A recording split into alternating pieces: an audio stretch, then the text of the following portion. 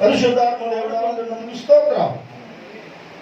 ఈరోజు ఈ whole prayer లో నాతో ఇక్కడ వాళ్ళందరితో నువ్వు మాట్లాడు.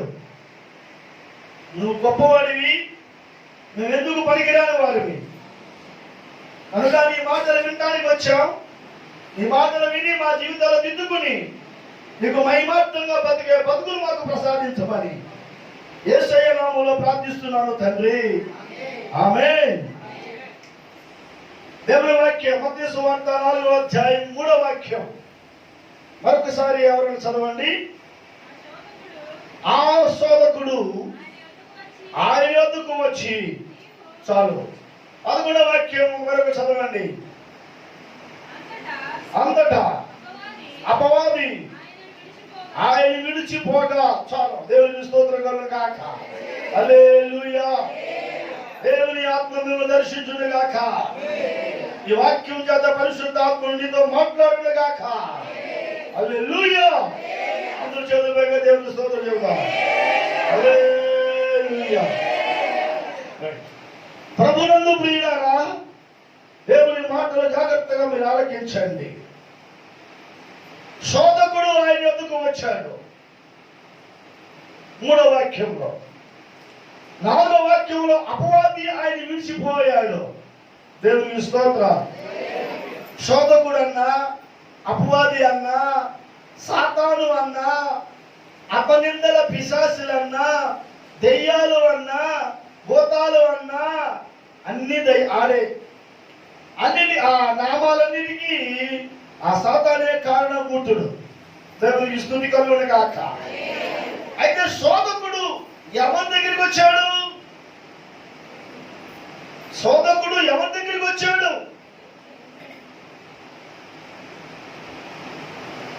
ఎవరిని విడిచిపోయాడు? అసలు వాడు ఎందుకు వచ్చాడు? ఎందుకు విడిచిపోయాడు? మనం కొంచెం ధ్యానం చేసుకుంటే మనకు ఆత్మీయ సత్యాలు అనేకం దొరుకుతాయని పరిశుద్ధాత్మ యొక్క ఆలోచన. యేసు ప్రభు వారు బాప్తీసానికి యోర్దాను నదికి వచ్చాడు. బాప్తీస్మిచ్చి యోహాను గారు యోర్దాను నదిలో బాప్తీసం ఇస్తుంటే యేసు ప్రభు వారు కూడా బాప్తీసం తీసుకున్నాడు. బాప్తీసం తీసుకుని ఒడ్డుకు రాగానే పరిశుద్ధాత్మ పావురము రూపంలో వచ్చేసి ఆయన మీద వాలింది. దేవునికి మహిమ కలుగును గాక. హల్లెలూయా. ఎప్పుడైతే బాప్తీసం తీసుకున్నాడో పరిశుద్ధాత్మే ఆ ఆత్మ ఆయన మీదకి వచ్చి, ఈ ఆత్మ ఏం చేశాడంటే అరణ్యంలోనికి ఈయన తోసుకెళ్ళిపోయాడు. అరణ్యంలోనికి తీసుకెళ్ళిపోయాడు. దేవునికి స్తుతి కలుగును గాక. హల్లెలూయా. ఎదురుపైకి దేవుని స్తోత్రం చెప్పు. ఇంకొంచెం గట్టిగా చెప్పండి. ఆమేన్. యేసు ప్రభువు వారు బాప్తీసం తీసుకున్నాడు, ఒడ్డుకొచ్చాడు. పరిశుద్ధాత్మ ఆయన మీదకి వచ్చింది. పరిశుద్ధాత్మ ఆయన మీదకి రాగానే ఆ పరిశుద్ధాత్మ ఏం చేసింది? అరణ్యములోనికి తీసుకెళ్ళిపోయింది. ఆయన్ని ఎక్కడ తీసుకెళ్ళిపోయింది? అరణ్యములోనికి తీసుకెళ్ళిపోయింది. అరణ్యములోనికి తీసుకెళ్ళిపోయింది. దేవునికి స్తోత్రం కలుగును గాక.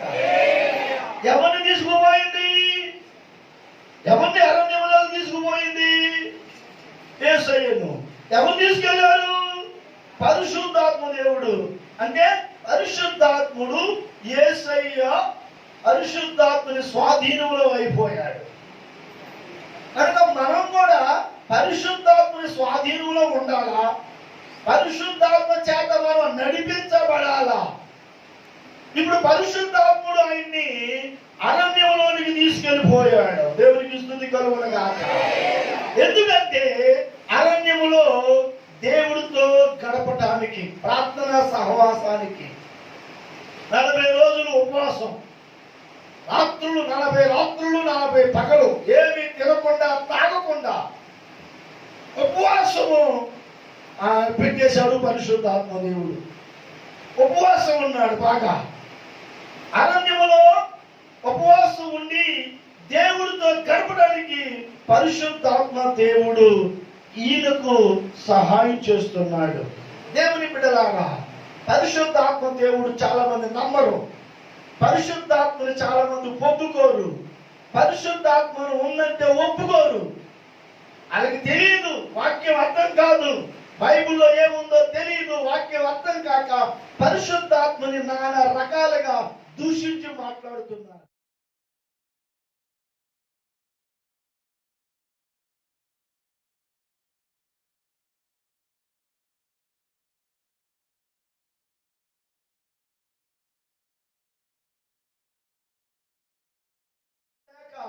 లోకములో దిగజారిపోతున్నారు. దేవునికి స్తోత్రం కలుగుగాక. ఒక మనిషిలో పరిశుద్ధాత్మ ఉంటే ఆ పరిశుద్ధాత్ముడు దేవునికి అనుకూలంగా ఆ వ్యక్తిని మార్చుకుంటాడు, దేవునికి ఇష్టంగా మార్చుకుంటాడు. పాపము చేయనీయుడు, తప్పు చేయనీయుడు, చెడు చేయనీయుడు. దేవునికి నమ్మకమైన వ్యక్తిగా పరిశుద్ధాత్ముడు మార్చుకుంటాడు. ఇప్పుడు యేసు ప్రభు వారిని పరిశుద్ధాత్ముడు అరణ్యములోనికి తీసుకెళ్లిపోయాడు. దేవునికి స్తోత్రం, హల్లెలూయా. కావాలంటే మీరు బైబిల్ చదవండి, 4వ అధ్యాయం 1వ వాక్యం. అరణ్యంలోకి ఎందుకు తీసుకెళ్ళాడు అక్కడ రాస్తుంది. అప్పుడు యేసు అపవాది చేత శోధింపబడుటకు ఆత్మ వలన అరణ్యములకు కొనిపోబడి తీసుకుని వెళ్ళిపోయాడు. ఎందుకు ఆత్మ అరణ్యానికి తీసుకెళ్ళింది? అపవాది చేత శోధింపబడాలి. ప్రైజ్ ది లార్డ్, హల్లెలూయా. వింటున్నారా? బాప్తిస్మం పొందిన వెంటనే ఈ ఆత్మ అరణ్యంలోకి తీసుకెళ్ళిపోయింది. ఎందుకు తీసుకెళ్ళిందంటే ఈయన ఆ అపవాది చేత శోధింపబడాలా, అపవాదిని జయించాలా, అపవాదిని ఎదిరించాలా, అపవాది చేత శోధింపబడి అపవాదిని జయించి తిరిగి రావాలా. అందుకు పరిశుద్ధాత్మ దేవుడు యేసుక్రీస్తు వారిని అరణ్యములోనికి తీసుకెళ్లిపోయాడు. దేవునికి స్తుతి కలుగును గాక. హల్లెలూయా. అరణ్యములో అన్నం లేదు, అరణ్యములో నీళ్లు లేవు. అన్నం లేక నీళ్లు లేక 40 దినాలు ఉపవాసముతో అరణ్యములో ఆ పరిశుద్ధాత్ముడు ఉంచేశాడు. స్తోత్రం చెప్పండి. ఒక మనిషి ఉపవాసం ఉండాలన్నా పరిశుద్ధాత్మని అనుమతి ఉండాలా. ఒక మనిషి దేవుడితో గడపాలన్నా పరిశుద్ధాత్మను సహాయం చేయాలా. ఒక మనిషి ప్రార్థన చేయాలన్నా పరిశుద్ధాత్మ సహాయం ఉండాలా. ఒక మనిషి బైబిల్ చదవాలన్నా పరిశుద్ధాత్ముడు ఉండాలా. బోధించాలన్నా పరిశుద్ధాత్ముడు ఉండాలా. అసలు నీ జీవితంలో దేనికైనా పరిశుద్ధాత్ముడు ఉంటేనే నీ ఆత్మీయ స్థితి మెరుగుపడుతుంది. పరిశుద్ధాత్మ ఉంటేనే అపవాదుని ఎదిరిస్తావు, శోధన చేయిస్తావు. దేవునికి స్తోత్రం. ఆత్మ ఈయనని అరణ్యానికి ఎందుకు తీసుకెళ్ళిపోయింది? ఎందుకు తీసుకెళ్ళింది? అపవాది చేత. అంటే అపవాది చేత మనం శోధింపబడాలి. యేసు ప్రభు వారు కూడా అపవాది చేత శోధింపబడ్డాడు, శోధింపబడాలి. అందుకే బాప్తిస్మం పొందిన తర్వాత ఉపవాస ప్రార్థన చేయాలి, ఆత్మ పొందుకోవాలి. ఆత్మ పొందుకుంటే ఉపవాస ప్రార్థన చేస్తే అప్పుడు నీకు శక్తి ఏంటో నీకు అర్థమయ్యింది. పరిశుద్ధాత్మ లేకపోతే వాక్యం కూడా అర్థం కాదు, పాస్టర్ కూడా అర్థం కాదు, అసలు ఏం చెప్తుందో తెలియదు, పిచ్చెక్కింది మెంటలెక్కిపోతుంది. అందుకని 10 నిమిషాలు దేవుని ఆలయంలో కూర్చోలేడు. 10 నిమిషాలు ఆలయంలో కూర్చోలేదు. ఒక గంట లేట్ అయితే లేట్ అయిపోయిందో అంటాడు. విసుగుదల కలిగించేది ఆత్మ లేని వారికి. ఆత్మ ఉండే వారికి దేవుడి వాక్యం ఎలా తెలుసా? మధురాతి మధురంగా ఉంటుంది. పరిశుద్ధాత్మ నీలో ఉంటే నేను చెప్పే వాక్యం నీకు ఎలా ఉంటుందంటే జుంటె తేనె దారుల కంటే మధురంగా ఉండి ఇంకా చెప్పండి, ఇంకా చెప్పండి, ఇంకా చెప్పండి పాస్టర్ గారు, వాక్యం వినాలనే దాహం ఉంటుంది. దేవునికి స్తుతి కలుగును గాక. హల్లెలూయా. పరిశుద్ధాత్మ లేకపోతే టైం అయిపోతుంది, ఆపేయండి, టైం అయిపోతుంది, ఆపేయండి. నేను ఒక మీటింగ్కి వెళ్ళాను ఒక చోట. నేను వాక్యం చెప్పి అయిపోయింది, మనకు పాస్టర్ వాక్యం చెప్పారు. టైం వాక్యం చెబుతూనే ఉన్నాడు. ఒక మనిషి లేచి, ఆ నడిపించే వ్యక్తి లేచి వెనక పాస్టర్ గారు నుంచున్నాడు.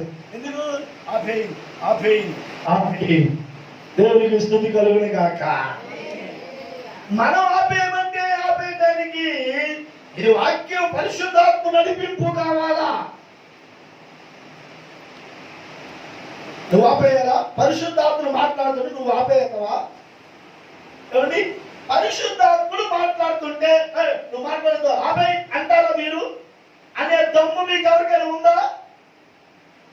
ఉందా? దేవుని ఆత్మ మాట్లాడుతుంది, ఆపేయి అనగలవా? అంటావా? అయినా బాబు నువ్వు అంటావా? నువ్వు అంటావా? ఆపేయండి భాస్కరు, టైం అయిపోతుంది, ఇంకేం చెబుతారు, ఆపేయండి ఆపేయండి ఆపేయండి. ఎవరు ఇల్లు? ఆత్మ లేని వారు, పరిశుద్ధాత్మ లేని వారు కనుక వాక్యం ఎలా ఉంది? దానికి ముళ్ళ కంచి మీద కూర్చున్నట్టు ఉంటుంది వాక్యం చెబుతుంటే. అందుకే ఆపేయండి ఆపేయండి ఆపేయండి. రెండవది, సత్యవాక్యం చెబితే ఆయనకు నచ్చదు. పాపాలన్నీ బయటకు వస్తాయి, చేసిన తప్పులన్నీ బయటకు వస్తే పాస్టర్ గారు నా గురించే చెప్పాడు మా గురించే చెప్పాడని లేనిపోయిన నిందలేస్తూ మరి ఇక ఆ పాస్టర్ గారితో మరి మాట్లాడతారు. ఇక ఆ పాస్టర్ గారు వద్దు, అలాగే ఏ పాస్టర్ గారు కావాలి? ఏమనని పాస్టర్ గారు కావాలి. దేవుని ఇస్తుంది కదా కాక. హల్లెలూయా. పాస్టర్ గారు అన్నారు, నాకు చాలా బాధ వేసింది. అమ్మగారు నేను కారు వేసుకుని విజయనగరం వెళ్తున్నాం. విజయనగరం వెళ్తే ఒక కుటుంబం కోసం మాట్లాడుకుంటున్నాం.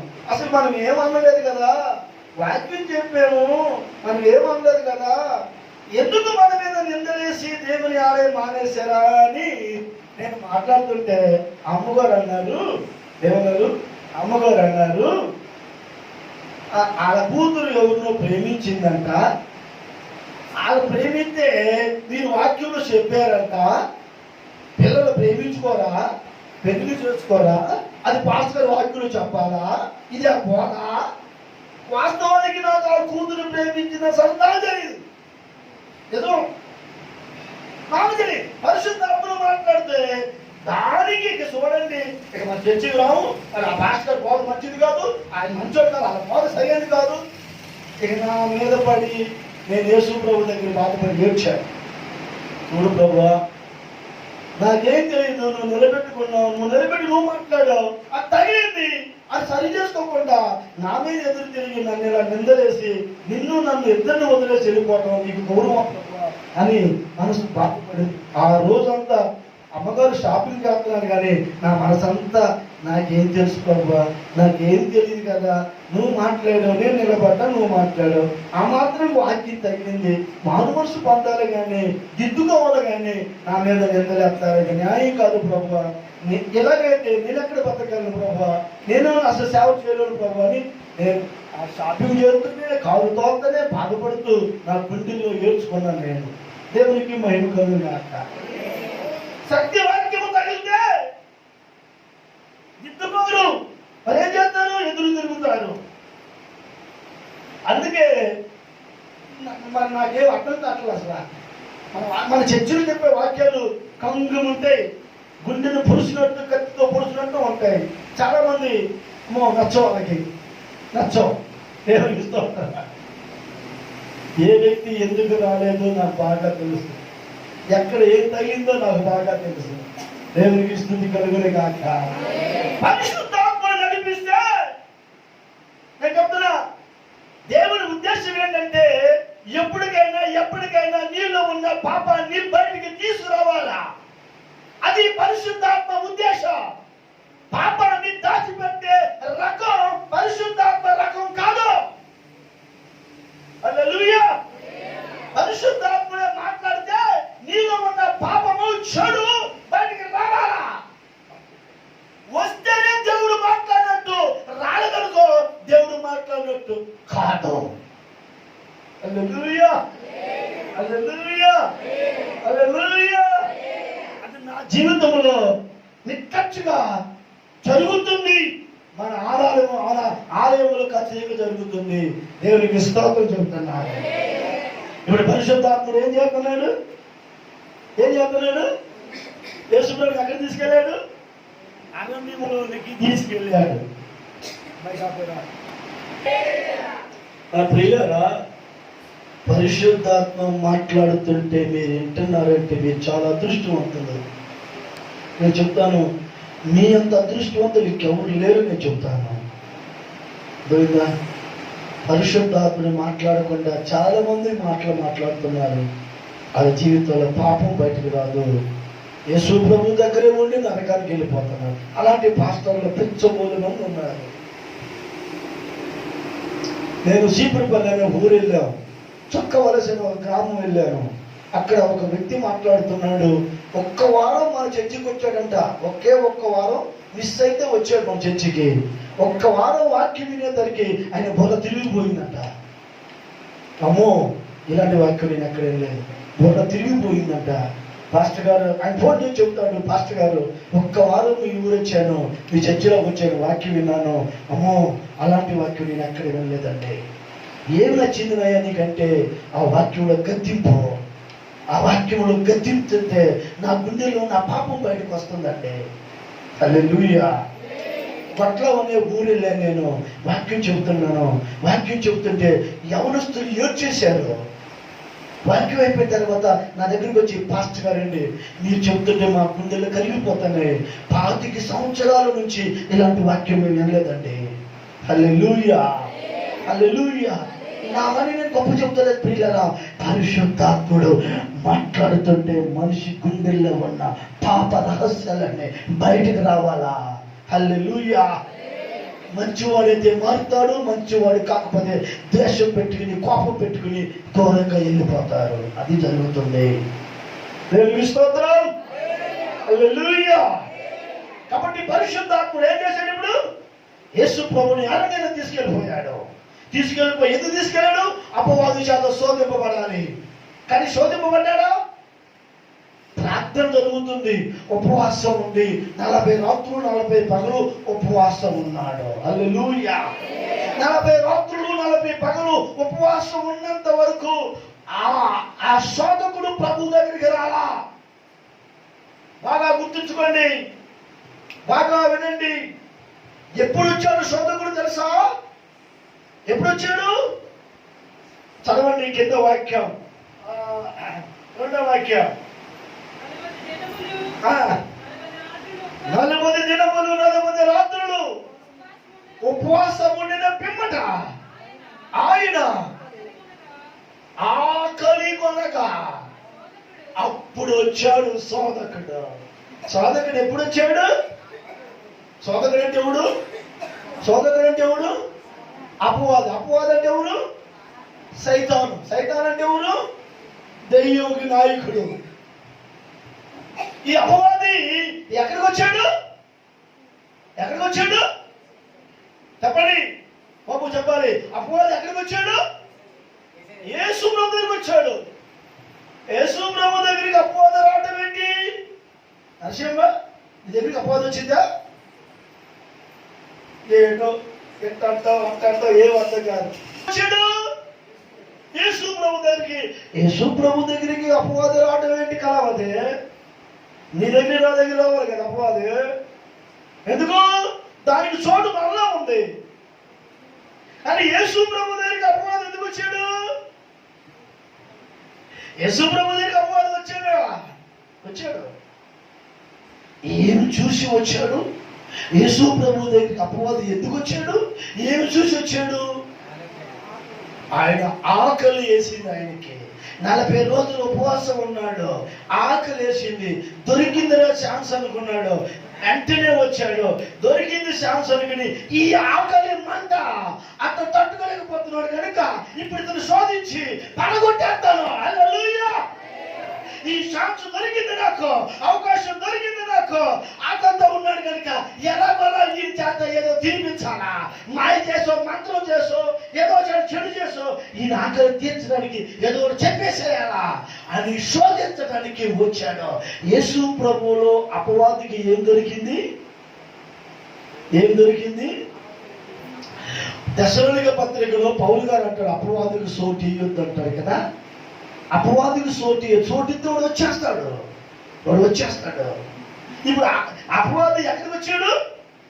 యేసయ్య దగ్గరికి వచ్చాడు. హల్లెలూయా. యేసయ్యలో ఏ చోటు దొరికింది? వచ్చాడు. నీలో కూడా నాలో కూడా ఏదైనా దొరికిందా వచ్చేస్తాడా? నిన్ను నాశనం చేయాలనే, నిన్ను పాడు చేయాలనే. చిన్న దొరికిందా, వాడికి ఛాన్స్ దొరికిందా వచ్చేసి నీ ఆట ఆడిస్తాను నేను.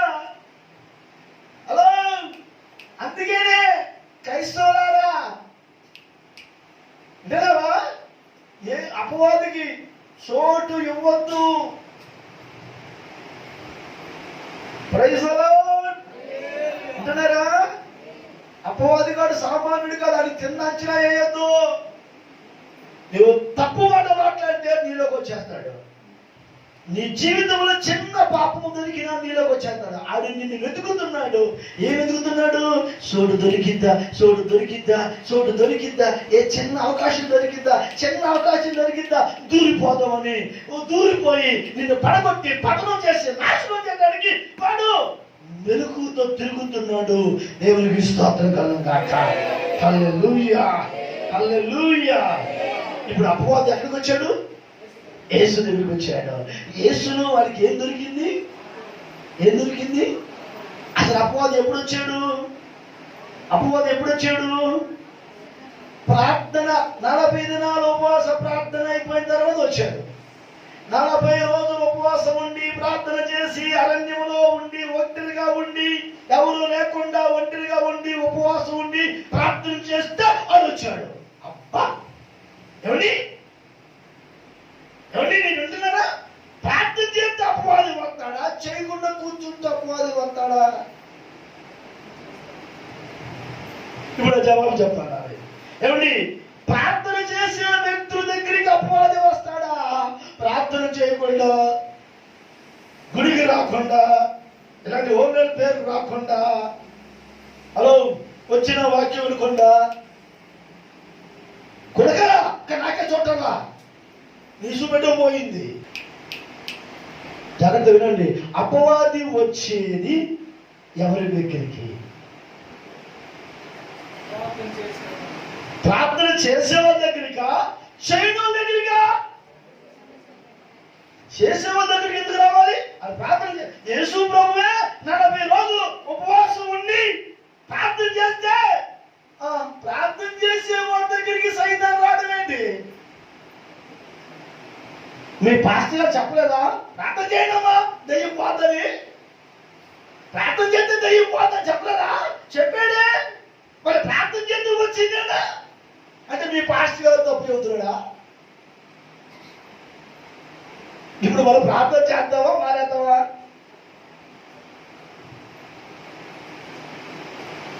హలో, చాలా మంది జాగ్రత్త వినండి. ఇక సత్యం ఏంటంటే నువ్వు ఎక్కువ ప్రార్థన చేస్తే ఎక్కువ శ్రమలు నీకు వస్తాయి, ఎక్కువ శోధనలు నీకు వస్తాయి, ఎక్కువ కష్టాలు నీకు వస్తాయి, ఎక్కువ బాధలు నీకు వస్తాయి. అసలు ప్రార్థన చేయకపోతే నీకేం బాధలు రావు, అసలు బాధలే రావు, అసలు ఏ కష్టమే రావు, ఏ సమస్య రావు. నిజం. అందుకే మీ అందరూ మానేయండి, ప్రార్థన చేయొద్దు. ఎంత బాగా చెప్పాడు మా మాస్టర్ గారు. ఆహా, ఇక్కడేమిటి మేము ప్రార్థనే చేయము, మాకే సమస్యలు ఉండవు. ప్రార్థన చేసిన యేసు ప్రభువుని శోధించడానికి వస్తే నేను కూడా ప్రార్థన చేస్తే నన్ను కూడా శోధిస్తే నేనేమైపోతాను. అందుకనే నేను ప్రార్థన చేయను. హల్లెలూయా, హల్లెలూయా. చాలా మంది అంటారు ఎక్కువ ప్రార్థన చేస్తుంటే ఎక్కువ శోధన అవుతుందండి. నాకు ప్రార్థన చేస్తే శోధనండి, అదేంటో నాకు అర్థం కావట్లేదు మాస్టర్ గారు. అందుకని ప్రార్థన చేయడం మానేశారండి, ఏ శోధన లేదు. హల్లెలూయా. ఏం మానేశారంట? ప్రార్థన చేయడం మానేశారంట. ప్రార్థన చేస్తే ఏమవుతుందంట? మరి ప్రార్థన చేస్తే శోధన రాక ఏమొచ్చింది చెప్పండి? ఏమొచ్చింది చెప్పండి? హలో, ప్రార్థన చేయని వాళ్ళందరూ అపవాది స్నేహితులే, ప్రార్థన చేయని వాళ్ళందరూ దెయ్యాలు పెట్టలే. అది ఏ వందు సైతాను. ప్రార్థన చేసేవాడు అది వ్యతిరేకం, అది విరోధం, శత్రు. మరి శత్రువుతో వాడు పోరాటం చేయకుండా ఆటలాడేవాడి అడిగి పండుగ చేసుకుంటాడా? హల్లెలూయా. ప్రార్థన చేసేవాడు సాతానుకి శత్రు, యేసు ప్రభుకి మిత్రు. యేసు ప్రభుకి ఎవరైతే మిత్రుడయ్యాడో వాడు ప్రార్థన చేసేవాడు సైతానికి విరోధి. అందుకని వాడు ఎక్కువ బాధలు, ఎక్కువ కష్టాలు, ఎక్కువ సమస్యలు పెడుతూ ఉంటాడు సైతాను. హల్లెలూయా. ఇప్పుడు యేసు ప్రభు వారు ప్రార్థన ఎక్కువ చేశాడు. 40 రోజులు రాత్రి పగలు ఏమి తినకుండా తాగకుండా ప్రార్థన చేయబట్టి అది వచ్చేసాడు బాగానే. దేవునికి స్తుతి కలుగును గాక. వచ్చి ఎక్కడ శాంతి దొరుకుతా యేసు ప్రభుని పట్టుకుందాం అనే ప్రయత్నం చేశాడు. మీకు సంగతి తెలుసా? ఇశ్రాయేలు ప్రజలు ఐగుప్తులో ఉన్నప్పుడు, ఇశ్రాయేలు జనాంగం ఐగుప్తులో ఉన్నప్పుడు ఫరో ఆయన బాధలు పెడుతున్నాడు, హింసలు పెడుతున్నాడు. మామూలుగా బాధలు పెడతాడు, హింసలు పెడుతున్నాడు. దేవునికి స్తోత్రం. అయితే వీళ్ళు ప్రార్థన చేశారు. ఇశ్రాయేలు ఏం చేశారు? ప్రార్థన చేస్తే ఆ ప్రార్థన దేవుడు ఆలకించి దిగు వచ్చి మోషేను పంపించాడు విడిపించడానికి. Praise the lord. మోషే అహరోనులు వచ్చి మన దేవుడు మమ్మల్ని పంపించాడు, మనల్ని విడిపిస్తాడు అని చెప్తే వీళ్ళందరూ సంతోషపడ్డారు. ఈ మోషే అహరోను ఫరో దగ్గరికి వెళ్ళి మా దేవుని ప్రజలను నువ్వు విడిపించు, పోయి అరణ్యం కలిపోయి దేవునికి బలి అర్పించాలంటే ఇప్పుడు ఫరోకి కోపం వచ్చిందా, ప్రేమ వచ్చిందా? ఫరోకి కోపం వచ్చిందా, ప్రేమ వచ్చిందా? చెప్పండి, మీరు చెప్పండి. అప్పుడు ఫరో అంటాడు, ఒరే మీరు సోమరిపోతులు, మీరు తిండిపోతులు, పనికి దొంగలు. అందుకనే దేవుడి మీద ప్రేమతో పనికి దొంగలై తప్పించుకుందామని ఆశ వేస్తున్నారు. ఈసారి నేను మీకు గడ్డి ఇవ్వను, గడ్డి మీరే తెచ్చుకోండి. అంతకుముందు గడ్డి ఇచ్చేవాడు, మట్టి ఇచ్చేవాడు, అన్ని ఇచ్చేవాడు, ఇటుకలు చేయండి అనేవాడు. ఇప్పుడు ఏం చేశాడు? నేను గడ్డి ఇవ్వను, ఏమివ్వను, గడ్డి మీరే తెచ్చుకోవాలి, ఇటుకలు మీరే చేయాలి. ప్రతి ఇటుక అప్పుడు ఎన్నిటికలు చేశారు, ఇప్పుడు అన్నిటికలే చేయాలా, లెక్క కరెక్ట్గా ఉండాలా, అన్ని వస్తువులు మీరు తెచ్చుకోవాలి, నేను ఒక్క వస్తువు మీరు అన్నాడు. అంటే శోధన ఎక్కువైందా తక్కువైందా? నరసింహ గారు ఎక్కువైందా? ఏం చెప్పాను నేను? అంతకుముందు గడ్డి ఇచ్చేవాడు, అన్ని ఇచ్చేవాడు, ఇటుకు చేయండి అనేవాడు.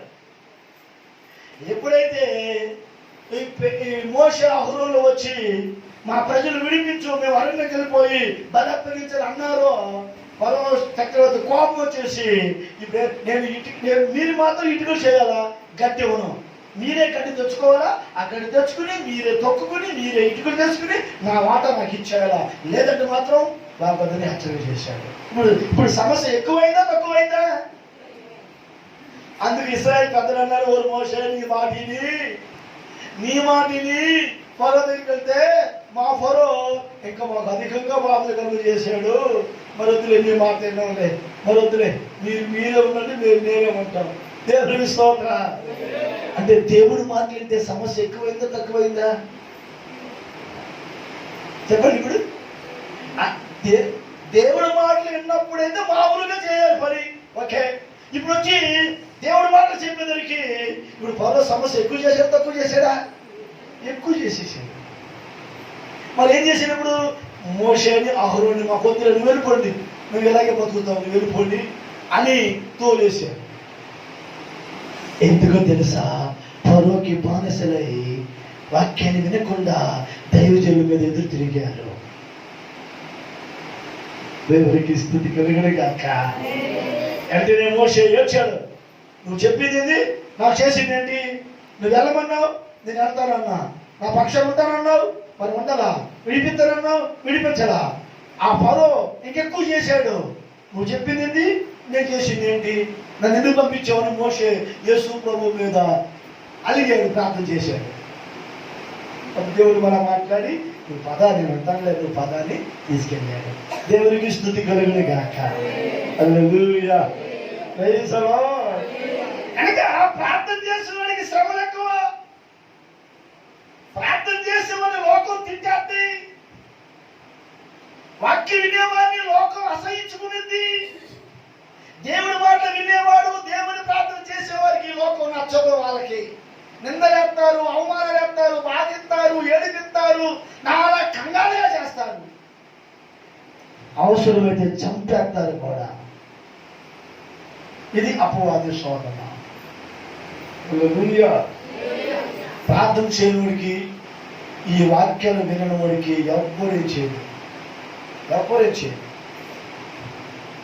ఎవరే చేయరు. నాన్నే ఎందుకు చేయరు? వాళ్ళందరూ ఒకటే. అది ప్రార్థన చేయడు, వాళ్ళు ప్రార్థన చేయడు. ఇటు వాక్యం ఇవ్వడు, వాళ్ళు వాక్యం ఇవ్వడు. గుడికి మాత్రం వస్తాడు అంతే, వాక్యం మాత్రం వినడు. వాళ్ళు ఎవరు ఏం చెప్తారు? వాక్యాలు వింటే నీ ఇంట్లో ఎలా ఉండాలా, నీ భర్తతో ఎలా ఉండాలా, నీ పిల్లలతో ఎలా ఉండాలా, అసలు నువ్వు ఏ బట్టలు ధరించుకోవాలా, ఏ వస్తువులు ధరించుకోవాలా, అసలు ఎలా ఉండాలా, అన్ని వాక్యాలు ఉన్నాయి. ఇవి నెరవేస్తే నీ ఇంట్లో వాళ్ళు నీకు శత్రువులు అవుతారు, నీ ఇంట్లో వాళ్ళు నీకు శత్రువులు అవుతారు. దేవునికి స్తోత్రం కలగాలి. చూడండి, ఆదివారం ఏ పని చేత నేను అన్నాను అనుకో, నేను శత్రువుడు కదా, అది వాక్యం. నేను చెప్పాను నువ్వు శత్రువుడు కదా. చూడండి, హోమరెడ్డి పేరు రాలేదు, ఎందుకు రాలేదని అడగండి. వాళ్ళే నేను శత్రువుడు కదా. ఆ సత్యం చూస్తే శత్రువునే. ఎందుకంటే అపవాది వాళ్ళలోనే ఉన్నాడు. ఎవరిలో ఉన్నాడు? ఎవరిలో ఉన్నాడు?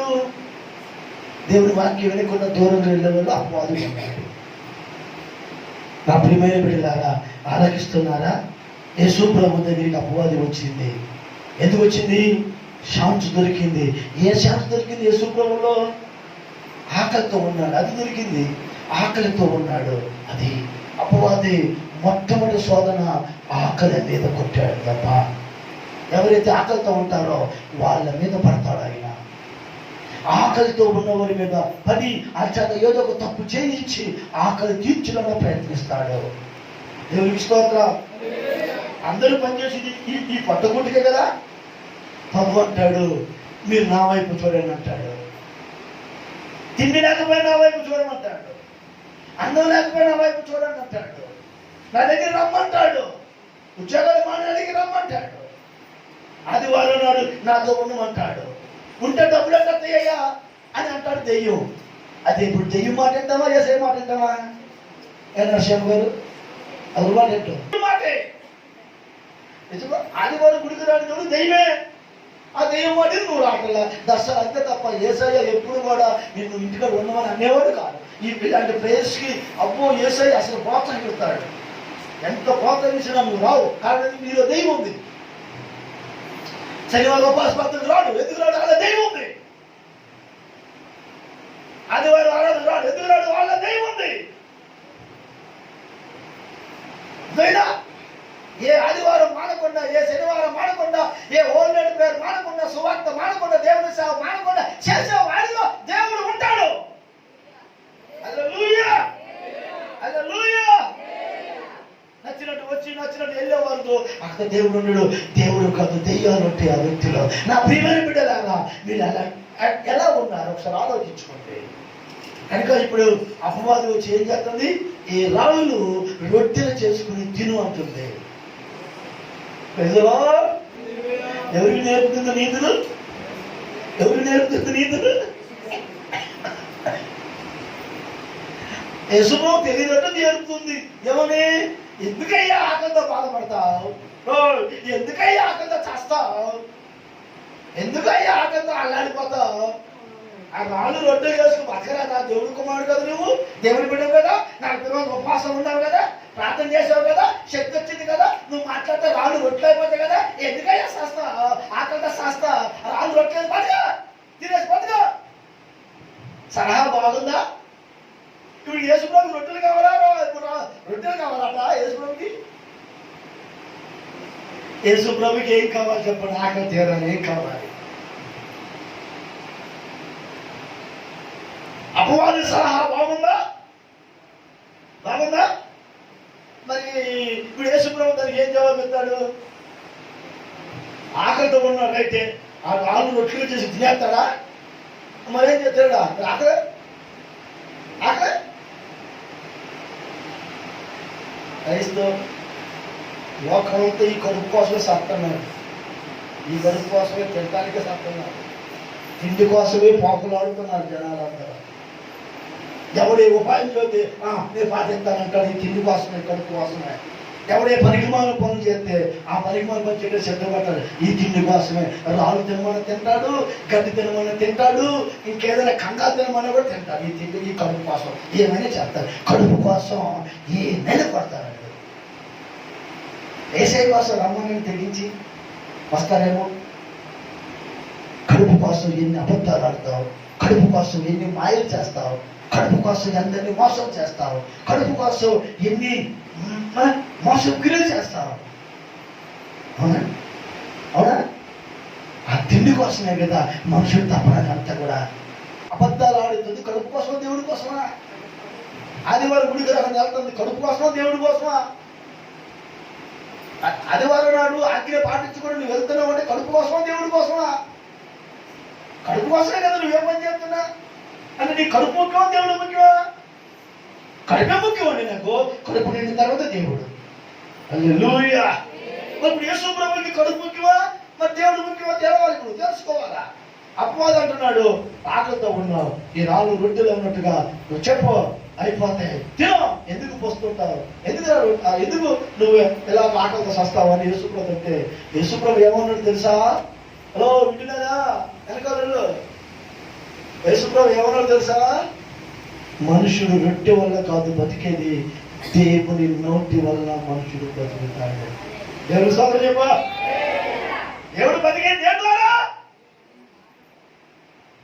అన్నం ద్వారా. అన్నం ఆ మనిషిని బతికించేది దేవుని యొక్క వాక్యం. హల్లెలూయా. దేవుని నోటి మాట నువ్వు వింటే అది నిన్ను బతికిస్తుంది. ఆ మాట వినకుండా నువ్వు పోతే నిన్ను చంపేస్తుంది, చచ్చిపోతావు. అపవాది మాట వింటుందా లోకం? యేసు ప్రభు మాట వింటుందా? ఎవరు మాట వింటున్నారు మీరు? చెప్పండి చెప్పండి. ఎవరి మాటని దేవుని దూరమైపోతున్నారు? ప్రైజ్లో అపవాది వచ్చి శోధిస్తుంది యేసు ప్రభువుని. శోధించింది శోధించింది శోధించింది శోధించింది శోధించింది శోధించింది శోధించింది. ఎంత శోధించినా మన యేసయ్య అపవాది వల్ల పడలా. హల్లెలూయా. ఆడెవడు ఒక మాట చెబితే ఈయన ఇంకో మాట చెబుతున్నాడు దానికే. అందుకే వాక్యం తెలుసుకున్నారా మనిషి? హలో, నిద్రపోయే వాళ్ళకి వాక్యం ఏం తెలుసు? అందుకే ఎత్తా వెళ్తే చాలా కష్టం కదా.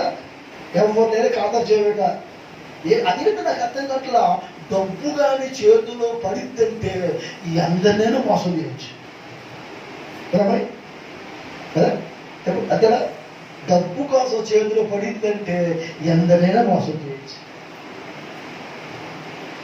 దాన్ని మాయలో పడి చాలా మంది ఆస్తిని పోగొట్టుకున్న వాళ్ళు ఉన్నారు. ప్రభు అంటున్నాడు మనిషి రొట్టె వల్ల కాదు బతికేది, దేవుని నోటి వల్ల వచ్చే మాట. ఆయన నోటి వలన వచ్చే మాట పట్టుకుంటే నువ్వు బతుకుతావు. హల్లెలూయా హల్లెలూయా. స్తోత్రం కలుగును గాక. ఆ సమరస్థితిలో యేసుప్రభు ఏమన్నాడు? ఈ నీళ్లు తాగేవాడు మళ్ళీ మళ్ళీ తప్పిక తీరుతాడు, నేను ఇచ్చి నీళ్ళు తాగేవాడు ఎక్కడ తప్పిక కాదన్నాడు. దేవుని స్తోత్రం. యేసయ్య ఇచ్చే ఆహారం అది జీవితాంతం నిన్ను పోషిస్తుంది, బతికిస్తుంది, నిన్నేమి చంపేది కాదు. తర్వాత దేవాలయంలో తీసుకెళ్ళిపోయింది. ఎక్కడి నుంచి దూకు, నువ్వు దూకితే నిన్ను దేవదూతలు పట్టుకుంటారని చెప్పింది. యేసయ్య దూకేశాడా? దాని మాటలు దూకేశాడా? దూకండ్రా, నీకేది కాదు దొరికి దూకండి దూకేస్తారు మన వాళ్ళు.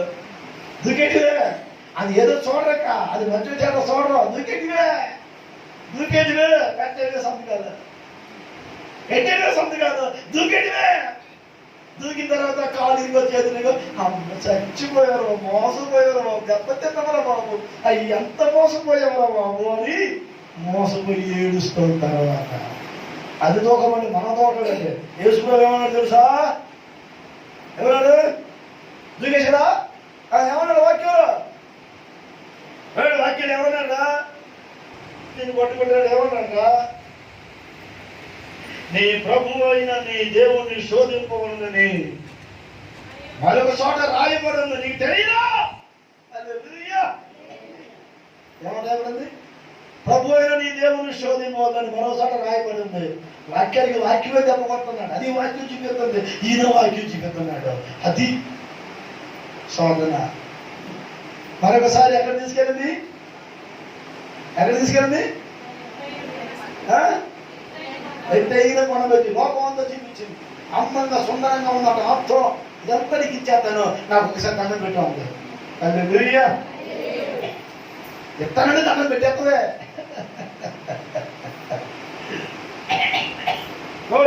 లోకం అంతా నాకు ఇంటికి ఇచ్చేస్తా, నాకు దండం పెట్టు అంటే పెట్టేటివే. అదే కానీ ఆ మాటే కానీ మిమ్మల్ని అడిగితే మీరే సవాల్ చేస్తారు, రాయ్ ఈ ఊరంతా నీకు ఇచ్చేస్తాను, నాకు దండం పెట్టంటే అలాగే స్వామి పెట్టేస్తాను అర్థమయ్యా. నీకే అంతకంటే అదృష్టమా, అంతకంటే పుణ్యమా, లోకమంతా నాకు ఇస్తానంటే ఇంకేం కావాలి బాబు, అదే ముఖ్యం. దానికోసమే నా పెద్దంతా ఇదరా ఎలా కళ్ళు తిరగకొత్తనాయి, ఇవే కళ్ళు తిరగకొత్తలేమా. దేవునికి స్తుతి కలుగుడి కాక.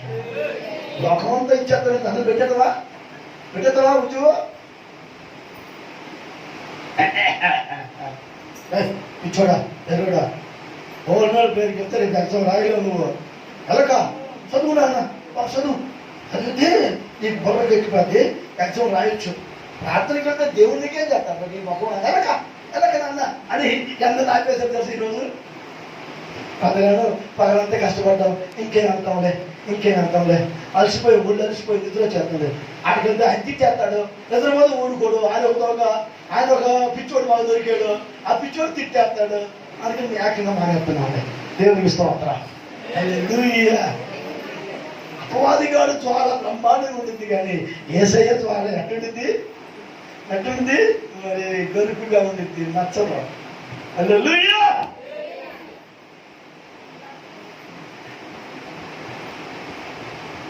నేను మాట చెప్తున్నా, ప్రభు కోసం రండి. ప్రభు మీకు ఇవ్వకపోతే నన్ను అడగండి, మనందరూ కలిసి ప్రభు పిలిచి పెట్టుకోండి. ప్రభు ఇవ్వాలి అంటే దేవునికి స్తుతి కలుగును గాక. యేసు ప్రభు ఏమన్నా తెలుసా ఆ మాటకి, లోకమంతా నాకు ఇస్తావా, నీకు దండం పెడితేనా అనేసి లోకం కోసం ఆశపెట్టి దండం పెట్టేశాడా? పెట్టాడా? మరి ఏం చేశాడు రాముడు? ఏం చేశాడు?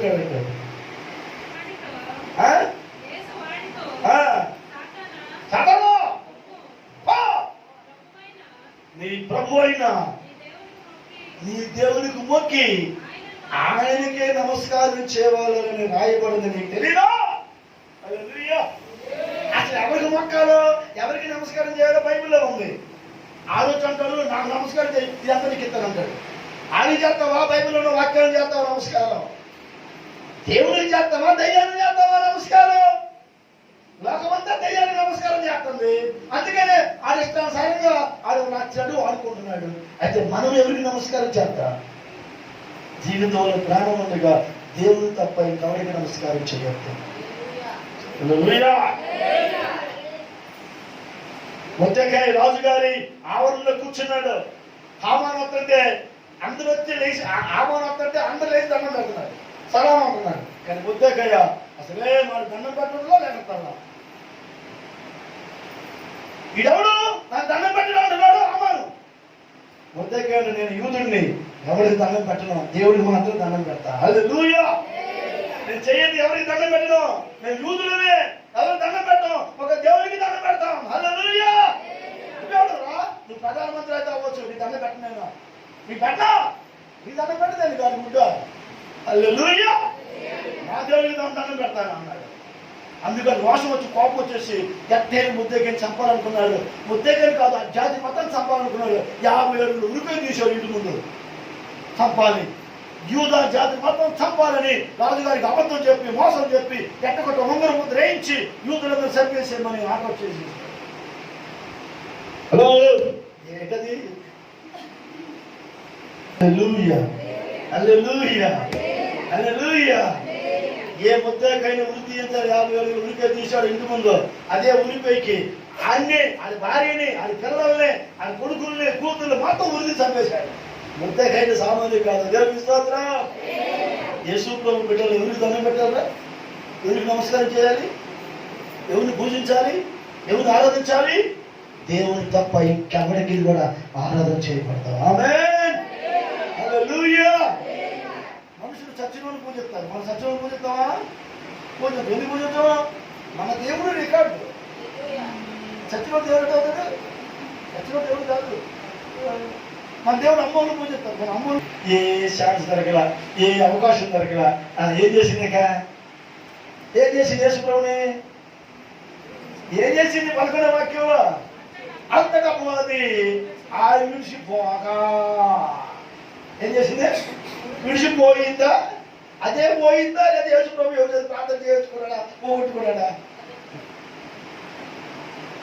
అదే అదే పోయిందా? లేదా ప్రార్థన చేసుకుని పోగొట్టుకున్నాడా?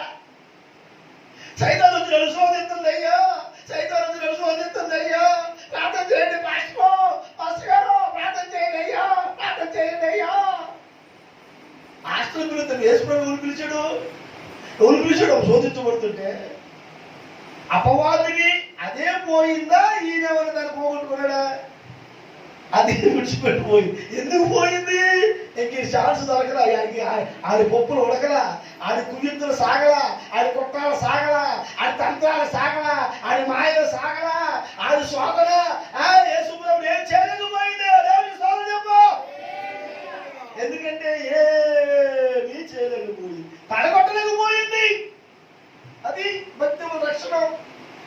ఎక్కడ చూసినా ఎన్ని రకాల లోకమంతా చెప్తానని చెప్పిన యేసుప్రభు అంగలా కింద పడి దూకాయి, నువ్వు దూతలు పట్టుకుంటున్నా అని అలాంటి పిచ్చి పనులు చేయరా. రాళ్ళు రొట్టె తిన్నా అంటే అలాంటి పిచ్చి పనులు చేయరా యేసుప్రభు వారు. హల్లెలూయా.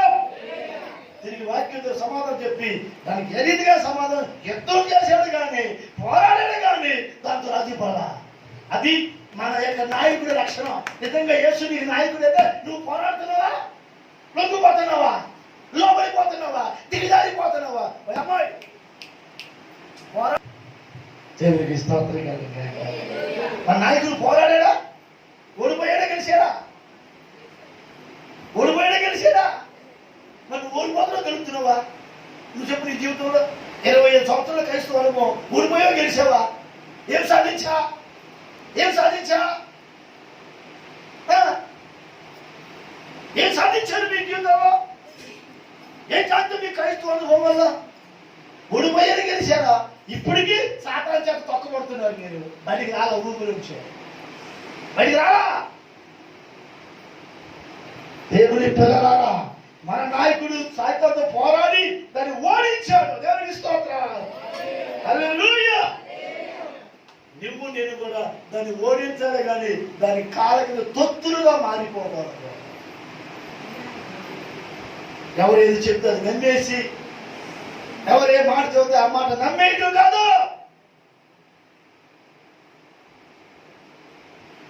మాటలు అలకించా. అపవాదికి లోగిపోయావా, ఎదురించావా? దేవునికి స్తుతి కలుగును గాక. ఆడే వచ్చాడు, ఆడిపోయాడు. ఆడే వచ్చాడు, ఆడిపోయాడు. వచ్చాడు ఏదో చేద్దామని, ఏం చేయలేక ఏదో తోక ముడిచి పోయాడు. హల్లెలూయా. వచ్చాడు ఏదో చేద్దామని ఏమైనా చేశాడా? చేయకుండా వెళ్ళిపోయాడు. అది మరి అవకాశం. అది వీరత్వం అంటే, అది క్రైస్తవ లక్షణం అంటే, అది యేసు ప్రభు వారి యొక్క త్యాగం అంటే. మనం నమ్ముకున్నాం యేసు ప్రభుడు, మనలో ఏముందో చూడండి. సార్, అపవాదుని ఎదురెత్తున్నావా, లోపడుతున్నావా? లోబడేవాడు అపవాదు క్రైస్తవుడు బిడ్డ కాదు. అపవాదుని ఎదిరించి నిలబడేవాడే క్రైస్తవుడు. అపవాదుని జయించిన వాడే క్రైస్తవుడు. అపవాదుని ఓడించి మట్టి కల్పించిన వాడే క్రైస్తవుడు. హల్లెలూయా. వాడే పరలోకానికి వెళ్ళేవాడు. పరలోకానికి వెళ్ళాలంటే అపవాదిని నువ్వు ఓడిస్తేనే. ఇక చూడండి, అపవాది చెడిపోయింది కదా, దేవదూతలు వచ్చినాయి కదా, ఇక యేసు ప్రభుకి పరిచయం చేసినాయి, అన్నమని పెట్టినాయి, కూరలు పెట్టినాయి, బలం ఇచ్చాయి, శక్తిని ఇచ్చాయి, మాత్రం మళ్ళా బలం వచ్చింది యేసు ప్రభుకి. ఇక వెళ్ళిపోయి యేసు సువార్త చేయడం ప్రారంభించాడు. దేవునికి స్తుతి కలుగును గాక. రోగులు బాగు చేయడం, దెయ్యాలు ఎదగొడతారు, అద్భుతాలు చేయడం, ఎక్కడికి వెళ్ళినా కార్యాలు చేస్తున్నాయి. యేసు ప్రభు యొక్క ఇంటి కార్యాలు జరిగినాయి. ఎందుకని? అపవాది ఏమయ్యాడు? ఓడిపోయి పరారైపోయాడు. ఇంకా పరాయిపోయి కాదు. చెప్పు, యేసుప్రభు శత్రువుడు, యేసుప్రభు చేసిందే రాజ్యం, మాట్లాడినే మాట. ఆయన ఏ ప్రార్థన చేస్తే ఆ ప్రార్థన చేయమే. హల్లెలూయా. చూసారా? యేసు ప్రభు విజయం. కనుక దేవుని బిడ్డలారా, మీరు ఊడిపోతున్నారా, కుంగిపోతున్నారా? ఎన్ని సంవత్సరాలు క్రైస్తవము, ఎన్ని సంవత్సరాలు యేసు ప్రభు నమ్మింది? ఒక ఆత్మ యేసు ప్రభు సంపాదించగలవా? నేను పదే పదే మిమ్మల్ని అడుగుతున్న ఈ ఛాలెంజ్, నిజంగా దేవుని బిడ్డలైతే ఒక్క ఆత్మ ప్రభువుకు సంపాదించలేవా? ఒక్క ఆత్మ సంపాదించలేవా? ఒక్క ఆత్మ కూడా ప్రభువుకు సంపాదించి క్రైస్తత్వమా? ఒక్క ఆత్మ కూడా యేసు ప్రభు దగ్గర తీసుకురావాలి అని క్రైస్తవ్యమా? అదేనా వీరత్వం? అదేనా పోరాటం? అదేనా క్రైస్తవ వీరుడు రక్షణ? దేవునికి మహిమ కలుగును గాక. హల్లెలూయా. నీలో పోరాటం ఉండాలా? అపవాది చేత అపవాదితో పోరాడి దాన్ని ఓడించి దాన్ని ఎదిరించి నిలబడితే చాలు. నువ్వు ఎక్కడికి వెళ్ళినా ప్రార్థన చేసిన రోగులు బాగుంటాయి, దెయ్యాలు బాగుంటాయి, ఆత్మలక్షణుడి ప్రభు దగ్గరికి వస్తాయి. నీలో అపవాది ఉన్నంత వరకు నీ చుట్టూ ఎవరు రాడు. వింటున్నారా మీరు?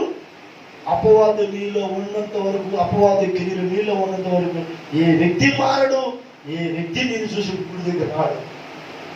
యేసు ప్రభువు నీలో ఉంటే, ఆయన క్రియలు నీలో జరిగితే నిన్ను చూసి జనాలు పరిగెత్తుకుని యేసు దగ్గరికి వస్తారు. నీడు ఎవరున్నారు? యేసున్నాడు, అపవాది ఉందా? మీరు ఎవరున్నారు చెప్పండి? ఎవరున్నారు?